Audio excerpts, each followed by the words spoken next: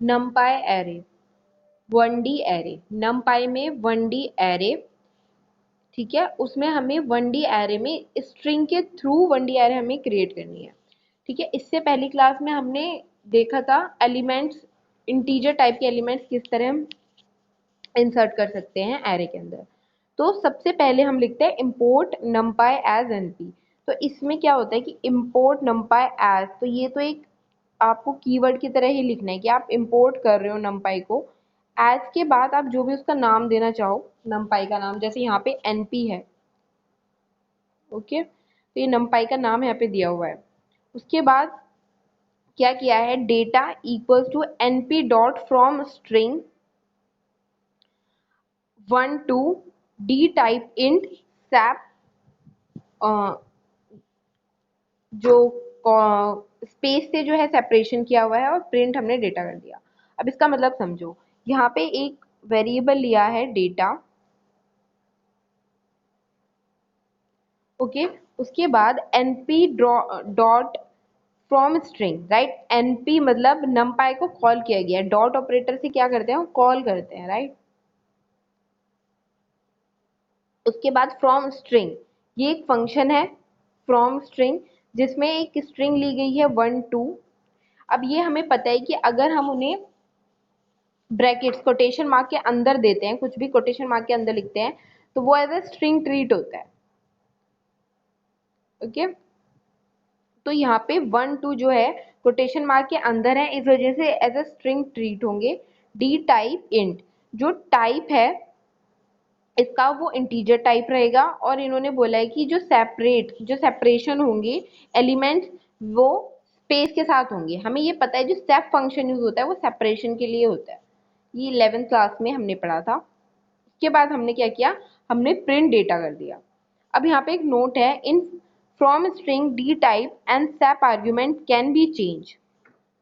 देखो, जो from string का डी टाइप होता है वो, और जो सेपरेशन की आर्ग्यूमेंट होती है, ये चेंज हो सकते हैं,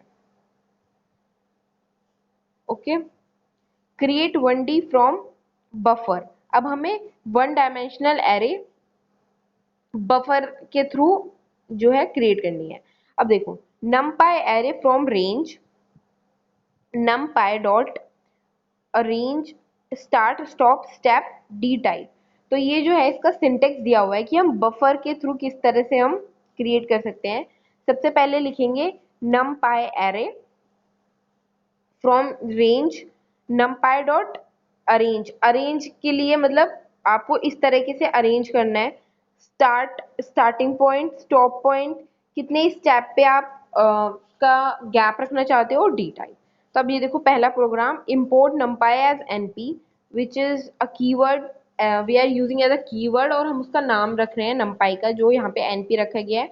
उसके बाद एक वेरिएबल x में np डॉट अरेंज 5 करा गया, ठीक है। हमें ये पता है कि यहाँ पे अरेंज फंक्शन का यूज हो रहा है। For float value specified D type float as argument. अब यहाँ पे ये है कि फ्लोट वैल्यू के लिए अगर हमें डी टाइप में फ्लोट वैल्यू चाहिए, अभी हमने ऊपर देखा था कि जो डी टाइप था वो इंट लिया हुआ था, अगर हमें D type as a float value चाहिए तो हमें float value as a argument pass करनी होगी। उसके बाद यहाँ पे हमने कर दिया प्रिंट एक्स, तो आउटपुट क्या आएगा, 0 1 2 3 4 5, स्टार्टिंग पॉइंट 0 से हो रहा है, ठीक है। नंबर ऑफ एलिमेंट्स जो है वो 5 हैं, और हमें ये चीज पता है जो स्टॉप पॉइंट होता है उससे एक कम पे जो आपका एग्जीक्यूशन होता है वो खत्म हो जाता है, इसलिए 4 पे एंड हो गया। अब देखो second, import numpy as np x equals to np dot arrange 10 22। अब हमें इसमें ये पता है कि जो पहला है वो स्टार्टिंग पॉइंट है, जो दूसरा है वो एंडिंग पॉइंट है, और जो तीसरा है वो स्टेप है। मतलब इतने स्टेप के बाद हमें एग्जीक्यूशन चाहिए। अब एक चीज हमें ये पता है कि जो एंड वैल्यू होती है उससे एक कम पे, यानी n, अगर n जो है आपकी एंड वैल्यू है तो आपका एग्जीक्यूशन होगा n-1 तक, ठीक है। तो अब यहाँ पे देखो स्टार्टिंग वैल्यू 10 है और आपके स्टेप हैं 2, तो मतलब ये दो दो के गैप से चलेगा और कहाँ तक चलेगा, 19 तक चलेगा, क्योंकि 20 इज द एंड पॉइंट, तो 19 तक चलेगा। तो 10, 12, 14, 16 और 18। अब ये है ना, 18 के बाद अगर हम दो का गैप लेते हैं वो 20 हो रहा है, और हमें ये पता है कि एंड वैल्यू से एक कम तक हमारा एग्जीक्यूशन वर्क करेगा, इस वजह से ये 18 पे खत्म हो गया। अगर 19 आप कंसिडर कर सकते हो तो 19 पे होता। Okay, create 1D from array, copy function is used to create the copy of the existing array। देखो कॉपी फंक्शन जो है वो हम यूज करते हैं क्रिएट करने के लिए एग्जिस्टिंग एरे की कॉपी। अब इसमें देखो, import numpy as np, x equals to np dot array 1 2 3। तो हमने एक वेरिएबल लिया x, उसमें एक एरे ले ली, उसके बाद जो एरे हमने इंसर्ट करी उसकी सेम कॉपी बना ली y में। ठीक है, जो भी एलिमेंट्स x में होंगे वो y में चले जाएंगे, है ना, इस वाली स्टेटमेंट के थ्रू।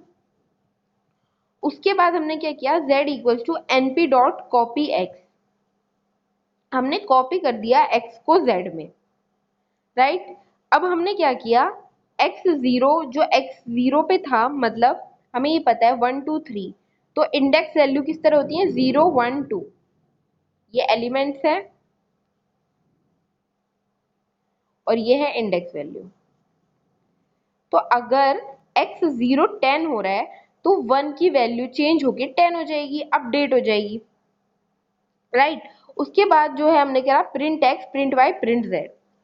अब यहाँ पे देखो, note that when we modify x y changes but not z। उसने ये कहा कि जब हम यहाँ पे अपडेट कर रहे हैं ना x0 की वैल्यू, तो नंपाई में क्या होगा कि x और y की वैल्यू तो अपडेट होंगी, मतलब x की जो फर्स्ट पोजीशन थी और 0 इंडेक्स की वैल्यू थी वो, और जो y में हमने सेम इंसर्ट कराई थी वो चेंज होगा, पर जो हमने कॉपी बनाया था x वेरिएबल की, जो हमने कॉपी क्रिएट की थी वो चेंज नहीं होगी। ठीक है, ये समझ आ गया। अब ये देखो 1D एरे स्लाइसेस। अब ये 1D एरे स्लाइसेस के बारे में बताया हुआ है, slices of numpy array element is just similar to slicing of list elements। जो स्लाइसिंग numpy एलिमेंट्स की होती है वो सिमिलर होती है जब हम लिस्ट के साथ वर्क करते हैं स्लाइसिंग का। Okay, that is program. So import करेंगे, import numpy as np data equals to np dot array 52739।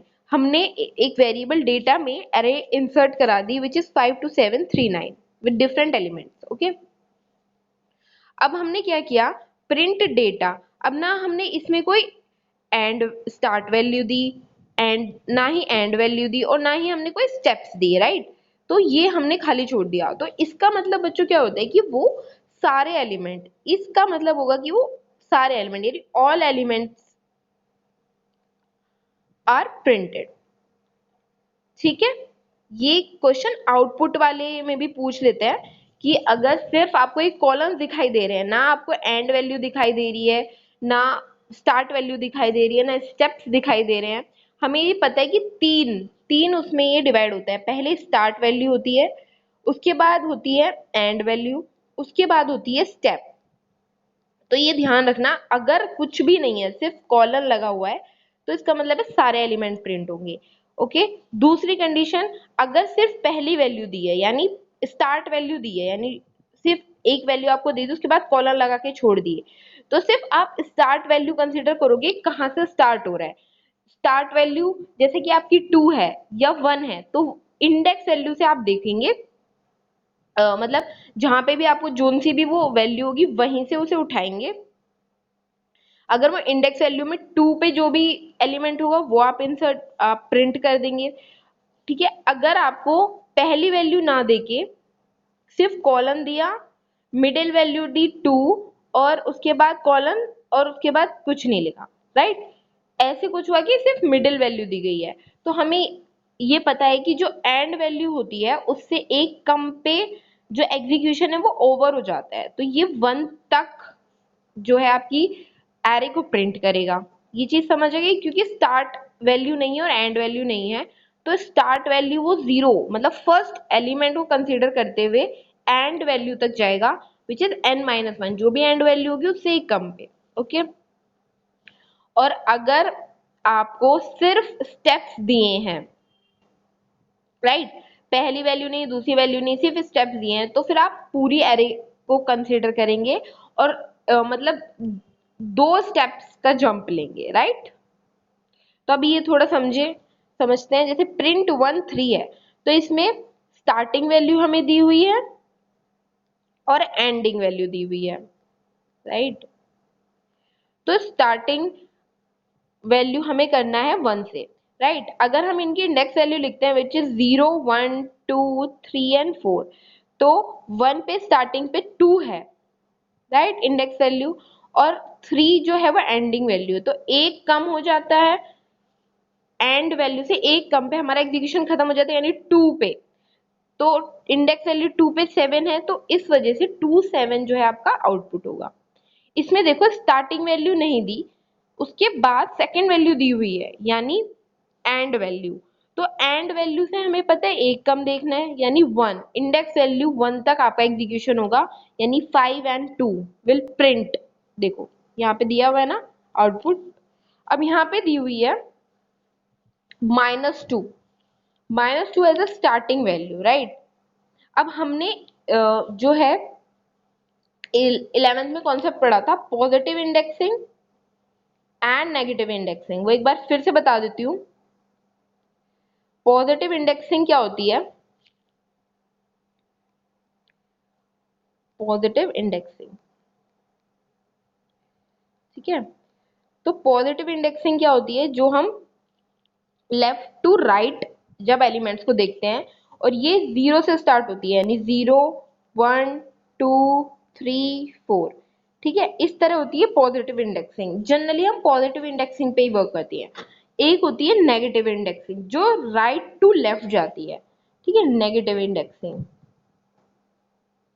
Negative indexing में क्या होगा? जो आपका लास्ट एलिमेंट है वो -1, फिर सेकेंड लास्ट -2, फिर थर्ड लास्ट -3, इस तरीके से कंसीडर होता है, ठीक है। -4, तो इसमें देखो जो आपका स्टार्टिंग वैल्यू है वो -2 है, स्टार्टिंग वैल्यू जो है -2 है। तो अब अगर हम इनको नेगेटिव इंडेक्सिंग में पुट करते हैं 5 2 7 3 एंड 9 को, तो -1 -2 -3 -4 and -5 are the indexing which will they have, right. तो अब हमने देखा कि -2 से जो है हमें स्टार्ट करना है, तो -2 पे जो है 3 है, तो 3 विल प्रिंट फर्स्ट, देन क्या हो रहा है कि जंप वैल्यू नहीं है, स्टार्ट जो है एंड वैल्यू नहीं है। पर जो बच्चों एक चीज इसमें ध्यान रखना कि जो एंड होगा ना वो आपकी जब एरे खत्म हो जाएगी वहीं तक एंड होगा। तो इसमें जैसे -2 से स्टार्ट हो रहा है तो 3 पहले प्रिंट होगा, फिर अगर हम -2 में +1 कर देंगे तो -1 हो जाएगा, -2 के बाद -1 की वैल्यू प्रिंट होगी, ठीक है। ये -1 तक एग्जीक्यूशन जाएगा। अगर यहाँ पे -4 होता और कॉलम्स लग के सिर्फ और कुछ नहीं लिखा होता तो पूरी एरे 2 7 3 9 विल प्रिंट। क्यों? क्योंकि -4 +1 = -3, फिर +1 होता, एक एक स्टेप की इंक्रीमेंट होता, ठीक है। इस तरीके से ये प्रिंट होंगे। ओके, स्लाइसेस में अब 1D एरे ज्वाइनिंग, अब हमें देखनी है array joining. Joining of 2 or more one dimensional array is possible with the help of concatenate function of numpy object। अब हमें ज्वाइन करना है दो या दो से ज्यादा डायमेंशन वाली 1D एरे, 1 डायमेंशनल एरे, जो कि पॉसिबल होगा सिर्फ कंकैटिनेशन फंक्शन से। अब हमें ये पता है कि concatenation function will be represent using the plus operator, है ना। और ये इस दो स्ट्रिंग को कंबाइन करने के लिए यूज होता है। अब इसका प्रोग्राम के थ्रू हम समझते हैं। देखो, import numpy as np a equals to np dot array 1 2 3। हमने एक एरे बनाई जिसमें हमने 3 एलिमेंट इनपुट कराए 1 2 एंड 3, और दूसरी एरे बी में 5 और 6। ओके, उसके बाद हमने तीसरा वेरिएबल लिया, उसमें क्या किया, कनकैटिनेट कर दिया ए बी ए। अब ए बी ए हमने कनकैटिनेट करा है, तो जो एलिमेंट्स होंगे वो इसी फॉर्म में प्रिंट होंगे, सेम सीक्वेंस विल फॉलो, इसी सीक्वेंस को फॉलो करेंगे। ठीक है, जैसे कि हम कनकैटिनेट लिख के स्ट्रिंग्स का नाम लिखते थे, स्ट्रिंग जो भी हमें ऐड करनी होती थी, यहाँ पर वेरिएबल्स का यूज किया गया नंपाई को ऐड करने के लिए। ठीक है, अब यहाँ पे देखो, पहले ए के एलिमेंट प्रिंट होंगे। ए के एलिमेंट क्या है, 1 2 3। उसके बाद बी के एलिमेंट प्रिंट होंगे, बी के एलिमेंट है 5 एंड 6। उसके बाद दोबारा ए के एलिमेंट प्रिंट होंगे, क्योंकि ए हमने 2 बार लिखा हुआ है, पहले ए फिर बी फिर ए, राइट। तो पहले ए के एलिमेंट प्रिंट हुए, फिर बी के एलिमेंट प्रिंट हुए, फिर अब दोबारा से ए के एलिमेंट प्रिंट होंगे, विच इज 1 2 एंड 3। इस तरीके से आपकी जो एरे है वो कनकैटिनेट हो जाएगी, ज्वाइन हो जाएगी। तो इस तरीके से आप नमपाई में जो एरे है उन्हें कनकैटिनेट कर सकते हैं। ओके, तो अब आपका होमवर्क है,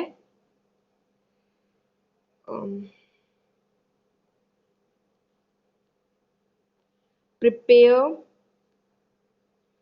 notes on different functions of